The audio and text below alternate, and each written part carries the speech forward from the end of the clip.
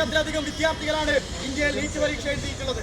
ഈ വിദ്യാർത്ഥികൾ കഴിഞ്ഞ കുറെ കാലങ്ങളായിട്ട് അവരുടെ വിദ്യാഭ്യാസ സ്വപ്നം സാക്ഷാത്കരിക്കുന്നതിന് വേണ്ടിയിട്ട് ഉറക്കൊഴിഞ്ഞ് പഠിച്ച വിദ്യാർത്ഥികളാണ്. ഒരുപാട് കാലങ്ങളായിട്ട് കഷ്ടപ്പെട്ട് പഠിച്ച വിദ്യാർത്ഥികളാണ്.